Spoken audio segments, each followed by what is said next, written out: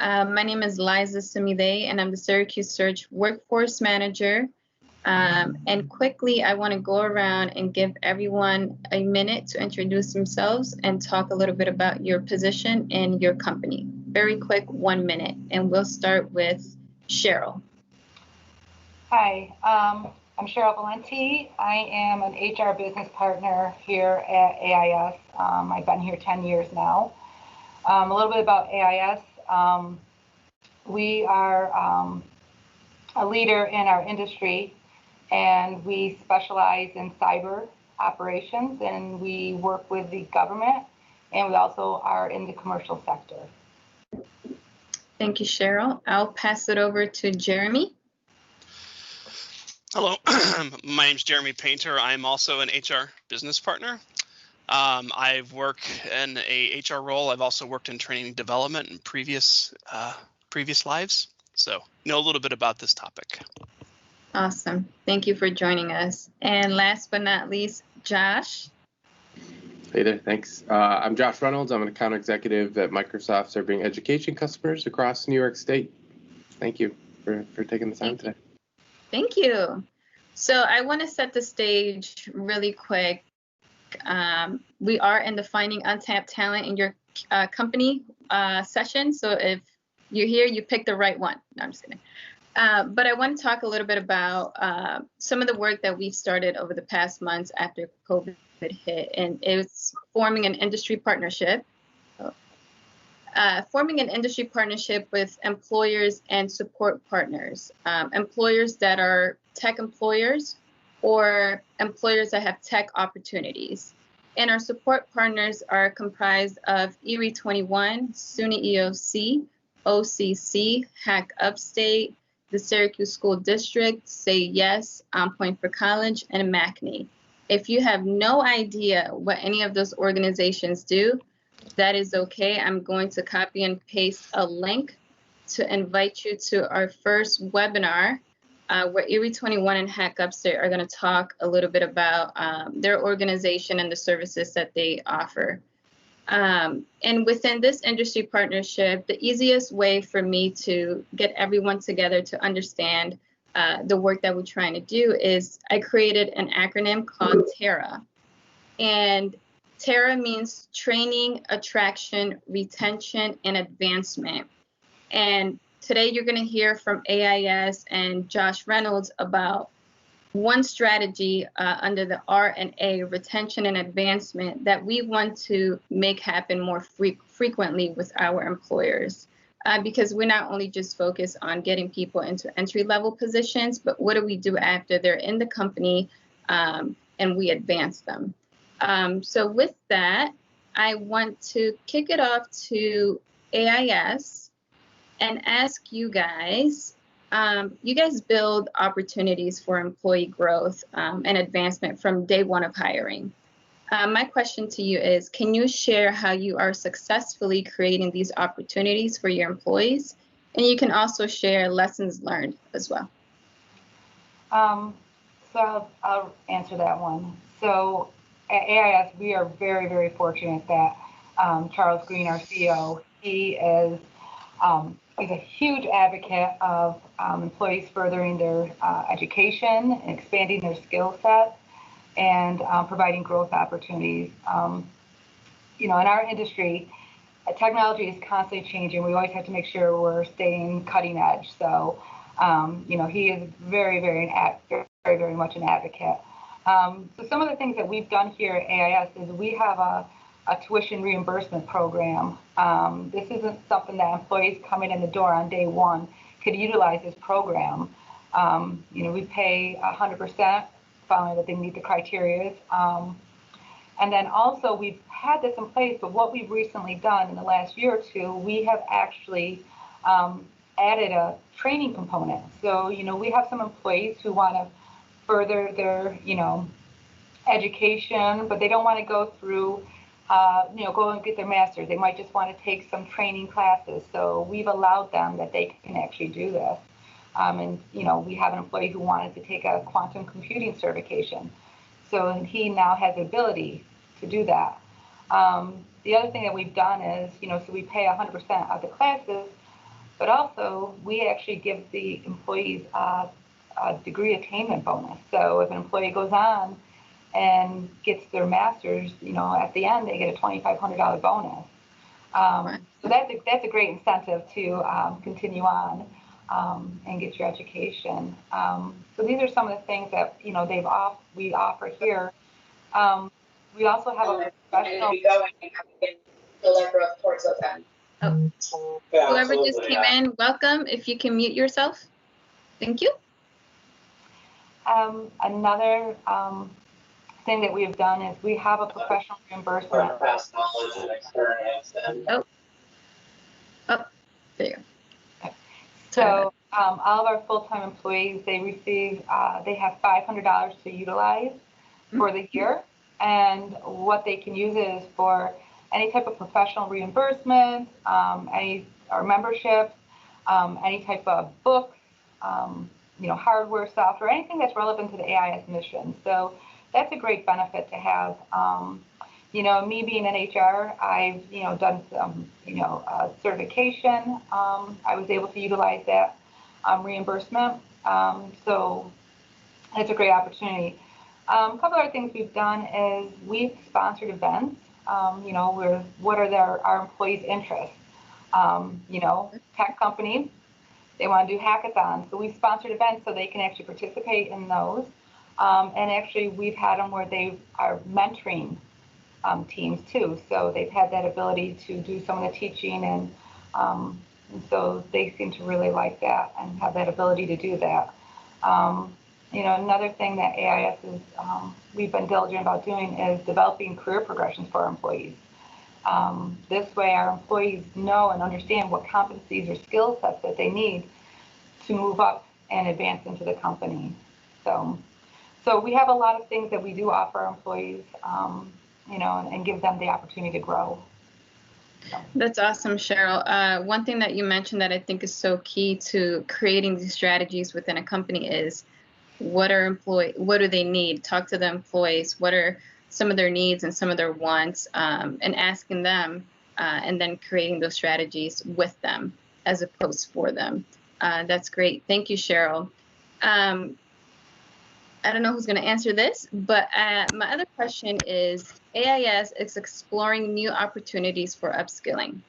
What positions are you guys targeting for these programs, and how do you identify the employees to participate? So that'd be my question. So upskilling really kind of starts with a meaningful understanding of skills and competencies, right? Mm-hmm. And like you just said, it's really good when you bring the employees in to develop that. And that is actually kind of how AIS did it. We got some of our brightest engineers together. Cheryl and I were there, and mostly what we did was like, oh, nope, can't do that. Oh, nope, please don't fight. But they came up with this amazing chart to understand at each level of their careers, what are the competencies and skills necessary. Mm-hmm. And it's critical, because what we find is you give these employees this roadmap, not even just the employees, right? The managers, anybody. You see where the goalpost is for the next position or the next advancement, so you know where to focus your energies. So all of the development that the managers have, all of the mentorship that we have with the leads in these groups, they're all able to focus all of that energy on developing their careers and upping their skills. Awesome. So now I want to stay on track. I know we lost some minutes, so I kind of want to transition over to you, Josh. And in June, Microsoft announced their Global Skills Initiative. Can you talk a little bit about the goals and expected outcomes of this effort? Yeah, absolutely. Thank you so much. Microsoft announced it was June 30th, their Global Skills Initiative, and the goal of that program is to upskill 25 million folks worldwide and help diminish the digital skills gap. So that's a variety of different skills, but realistically, as everybody on this line knows, there was a huge burst in unemployment due to the pandemic. So within the first few months, there was just massive unemployment, and it hit some communities harder than others. So Microsoft was in a unique position to provide some assets to enable some of that digital skilling. So one of the things, and I'll drop a link in the chat, is we have a program called Microsoft Learn. And what we've worked with is a number of regions in order to help communities bolster the folks that were in need of these skills and give them some opportunity. And to talk to the scale or the magnitude of the unemployment, there may be 250 million people unemployed due to the pandemic by the end of 2020 worldwide. So that's pretty incredible. The pandemic also widened that digital divide. We see that with education, but we also see that with access to digital equity. So looking at individuals that want to get skilled might not have that opportunity if they're home and they don't have the tools in order to gain access. So we, again, at Microsoft, we're uniquely positioned. And we also have a couple assets that put us in a good position within this ecosystem to provide some impact. So we have LinkedIn. LinkedIn has a tool called Economic Graph. And what that does is it aggregates a lot of the job opportunities in a region that are out there.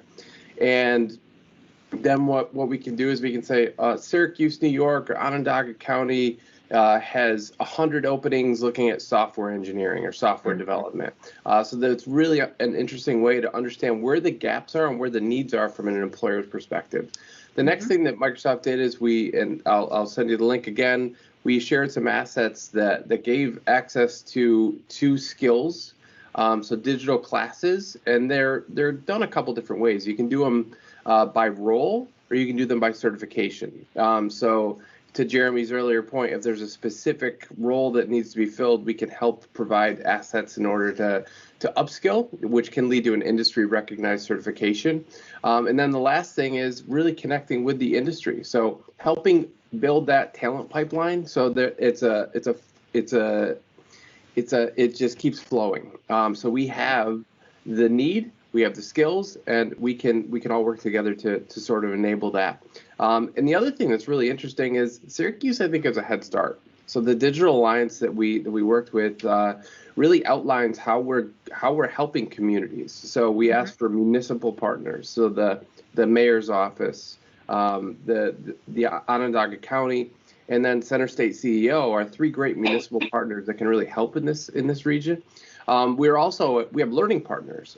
So Amy, I see Amy's on the line. Amy and team have been great connectors in the region, aligning us with learning partners that are already helping communities that are in need of digital skilling. And the last piece is industry partners.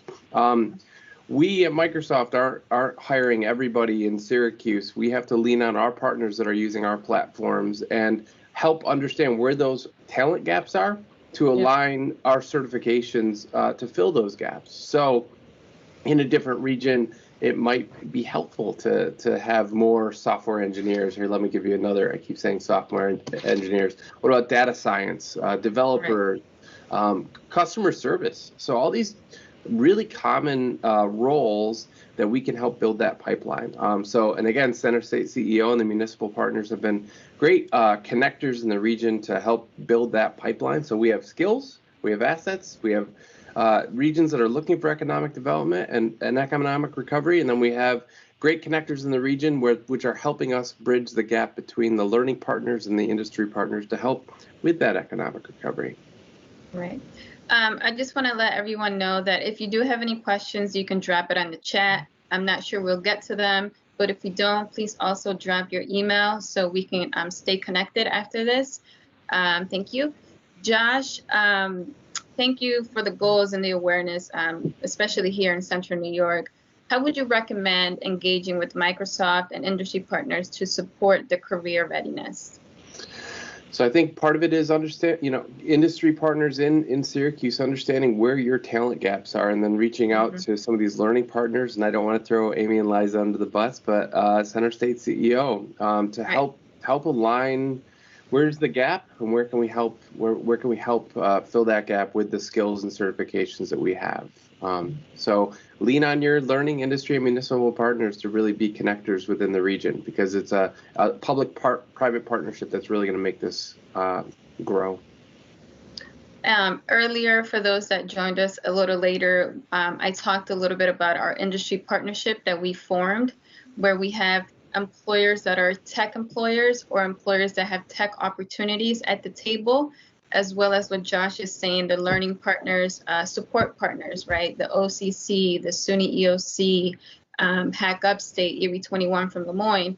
And if you don't know who those organizations are, I'm going to drop the link again. We are hosting webinars where they will be presenting their organization and their services and how we, as a collective, we come together, right? Breaking silos to create that pathway for job seekers, at the same time building a strong workforce for our employers here in Syracuse. Any questions, please put them on the chat. If we don't get to them, we can follow up, so make sure you drop your email. I want to get back to Cheryl and Jeremy, and I want to ask all three of you guys this question. How do each of you consider inclusion and equity as part of these programs? That's one part of the question. And do you have advice to share with other companies who are exploring these types of programs? One of the fortunate things, and I've talked about our company, is that at AIS, all of our employees are afforded the same opportunity to take advantage of all the programs that I shared earlier. This goes from the front desk receptionist all the way to the president of the company. So we don't have levels where only certain employees can take advantage of these programs. Everybody is allowed these opportunities. One of the things I could say is that, talk to your employees. I mean, we talked about this a little bit before. Talk to your employees. What are their interests? How might they align with your company's goals? And see how you might be able to merge that. Thank you, Cheryl. Jeremy? We're a government contractor, so we maintain an affirmative action plan, which really kind of affords us an opportunity to look under the hood and analyze how our hiring and practices are going, and strategically look at ways of improving that.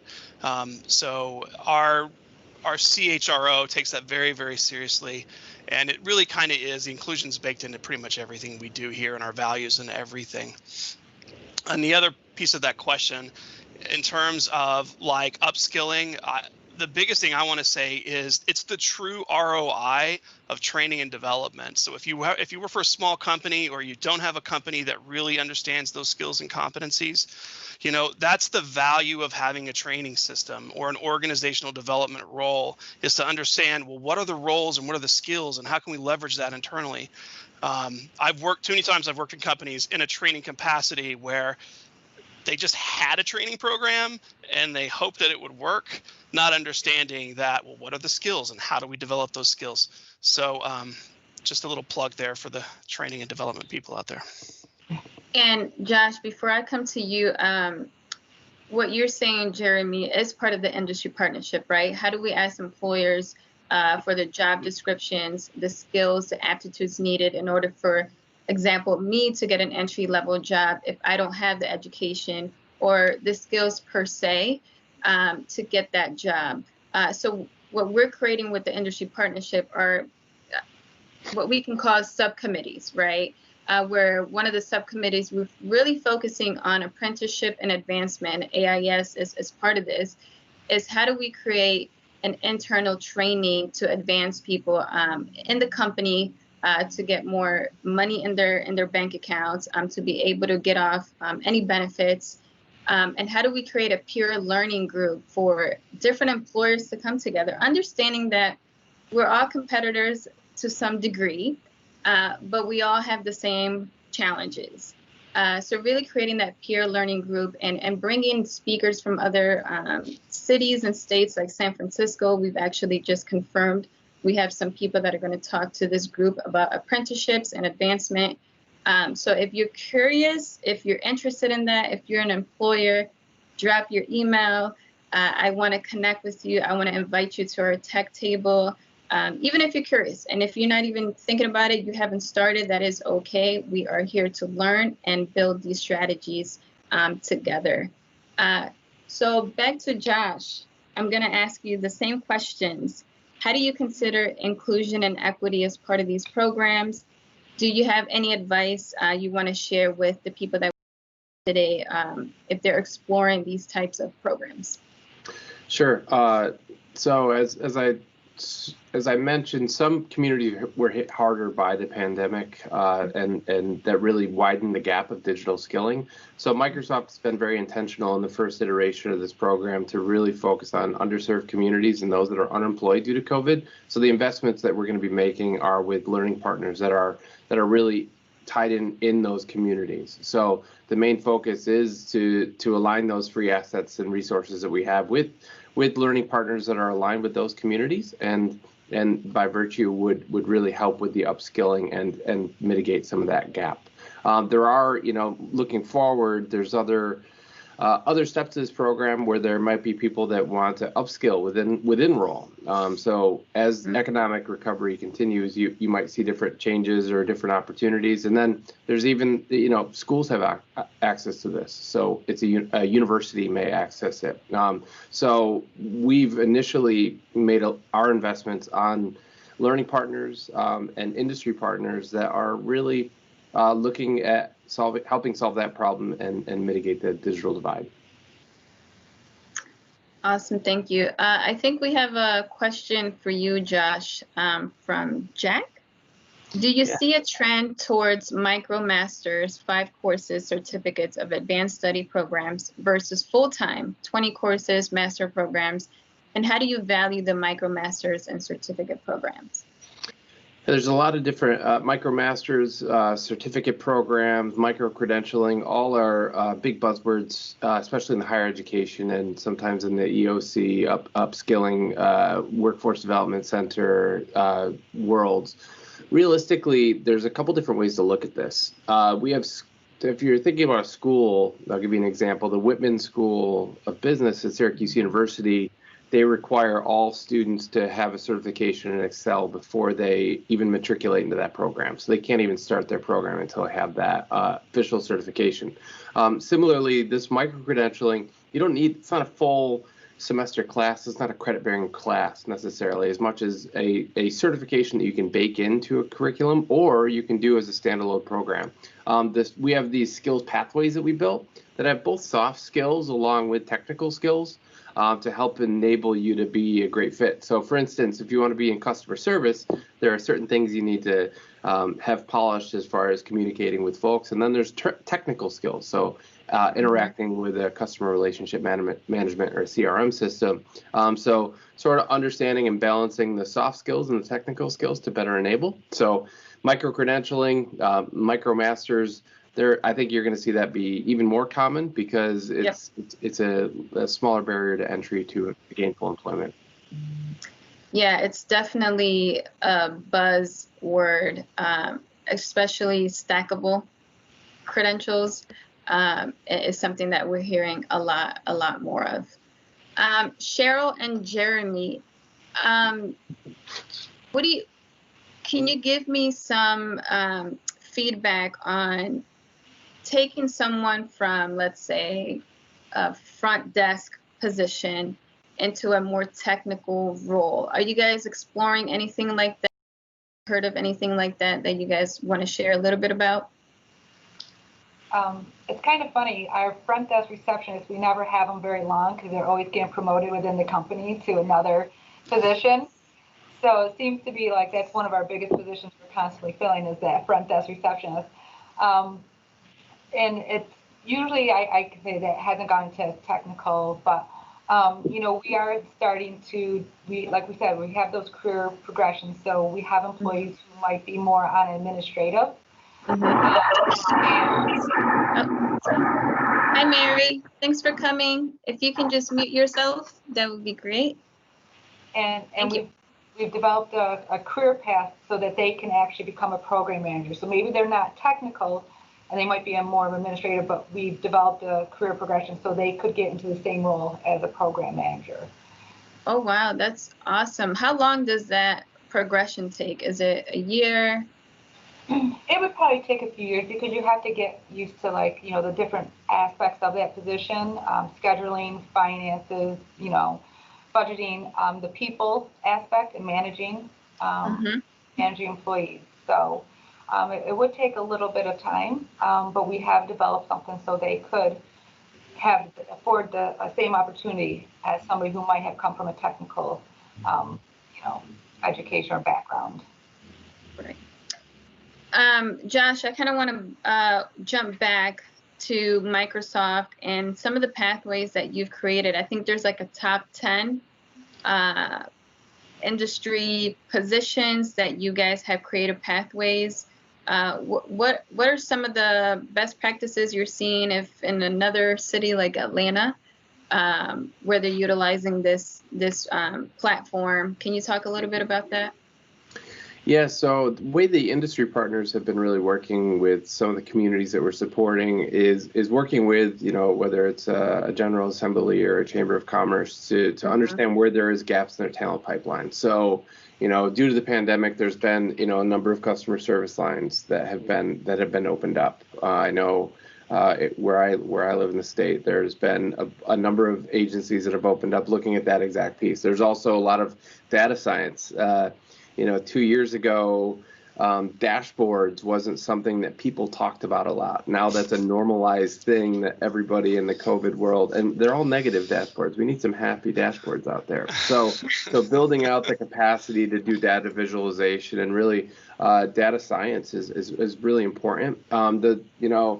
Everybody thinks of Microsoft, and of course they think software development, but there's a lot more industry relevant components that you can dig into.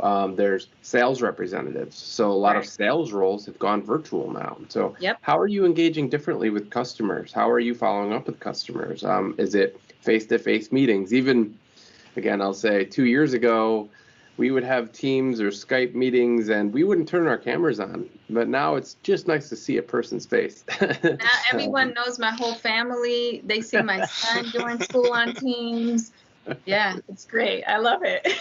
No, it changes how you interact with people, but it's really changing how we're working. Even things like project management. I have a really good friend from high school who's hiring a lot of project managers, and it used to be he lives in the Raleigh neighborhood, and he's hired a lot of people in New York State. So it's really cool to see what was it a long time ago now? Tom Friedman's "The World Is Flat," as it's really starting to really be true now, as people are hiring differently, they're engaging with customers differently. So think about all those different avenues, and in the link I shared, we even put those skills pathways. So if you look at the Microsoft Learn link, you can look at pathways, and we have all these options, and one of those is students. So it's great. It's interesting to think about. And you really don't need, so to Cheryl's point, sometimes you don't need all those pieces and parts. So you might have some of those skills already. Yeah. So with that, we are going to use the LinkedIn Learning platform to create pathways, like Josh, you just mentioned. It may not be necessarily everything that's pre-made, but working with employers to create their own customized pathway to create those advancement opportunities within the company. So again, if you are an employer, if you are a learning, Josh likes to call them, I call them training partners, support partner, or you're just curious about the work that we're doing, please drop your email in the chat. I will drop my email, and if you want to reach out to me, you are more than welcome to. We have a tech table that we are convening on November 12th. That is a group of employers here in Central New York that understand that they have challenges that they can't fix by themselves. So we're working together as a collective with our support partners and employers to create different strategies under the TERRA model, which is training, attraction, retention, advancement. And within those categories, we have different strategies that we're working on together. So Josh is typing. While he does that, I want to thank Cheryl, Jeremy, Josh, all of our guests here on this panel. I hope you enjoyed the summit that started at 1. Please come back tomorrow. We have day 2 of the summit.